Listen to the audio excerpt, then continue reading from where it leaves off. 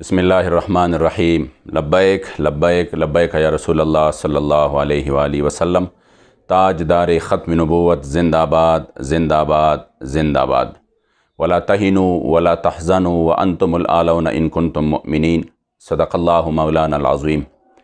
میں اپنے تمام غیور ذمہ داران، قائدین اور کارکنان سے مخاطب ہوں کہ کل جو حکومت وقت کی طرف سے تحریک کے حوالے سے فیصلہ آیا ہے، اس پر یقیناً پوری ملک حیران ہے۔ موافقین اور مخالفین، دانشور، وکلاء، قانوندان، میڈیا اینکرز، تمام کے تمام حیران ہے کہ ایک ایسی جماعت جن کی غلاظتوں اور گندگیوں کی گواہیاں اب بھی ڈی چوک اور پارلیمنٹ کی در و دیوار دے رہی ہے، اور جن کی وزراء، جن کے بڑے وہ پاکستان میں جلاؤ، گراؤ، بدامنی کے اعلانات میں خود ملوث ہیں، وہ کس طرح پاکستان کی ایک بڑی مذہبی سیاسی جماعت جن کی مقبولیت بالعموم پوری دنیا میں اور بالخصوص پوری پاکستان میں ہے، کس طرح کل عدم کر سکتا ہے۔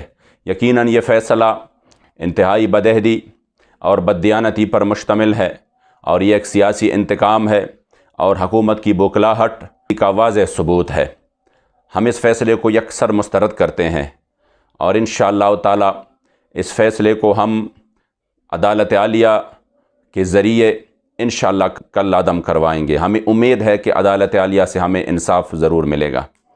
میں اپنے کارکنان کو یہ یقین دلانا چاہتا ہوں کہ آپ وہ خوش قسمت ترین لوگ ہیں کہ الحمدللہ آپ کے قائد، ہمارے دلوں کے دھڑکن، ہمارے امیر محترم حضرت قبلہ حافظ محمد سعد حسین رضوی حفظہ اللہ اپنے موقف سے ایک انچ بھی پیچھے نہیں ہٹے۔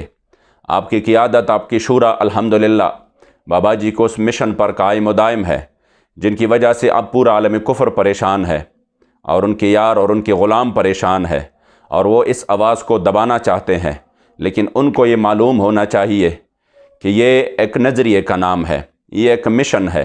جسم سے روح کا رشتہ تو ختم ہو سکتا ہے، مگر اس مشن سے اور لبیک سے ہمارا رشتہ کبھی ختم نہیں ہو سکتا۔ انشاءاللہ کارکنان پرعزم رہے، پر امید رہے۔ جس طرح ہمارے امیر محترم کی فیصلے میں ہائی کورٹ کے فل بینچ نے ایک تاریخی فیصلہ دیا، اور حکومت وقت کی بددیانتی، بدعہدی اور ان کی جو کالے کرتوت ہے ان کا پردہ فاش کر دیا، اور ان کی منہ پر کالک مل دی۔ ہمیں یقین ہے کہ اس غیر منصفانہ اور غیر آئینی فیصلے میں بھی انشاءاللہ ہمارے ساتھ انصاف ہوگا، اور بہت جلد ہوگا انشاءاللہ تعالی۔ میں اپنے کارکنان کو یقین دلاتا ہوں کہ آپ پرعزم رہے، آپ اپنے حوصلوں کو بلند رکھے، اور آپ خوش ہو جائیں کہ آپ کا تعلق ایک ایسی جماعت سے ہے جو کہ اپنی نظریے کی بنیاد پر الحمدللہ قائم و دائم ہے، اور انشاءاللہ قائم و دائم رہے گا۔ کل عدم والے انشاءاللہ خود کل عدم ہو جائیں گے، اور پاکستانی عوام ان سے ضرور یہ حساب و کتاب کر لیں گے، لیکن تحریک لبیک یا رسول اللہ، حضور کے غلاموں کہ یہ جماعت انشاءاللہ پورے آب و تاب کے ساتھ میدان میں ہوگا۔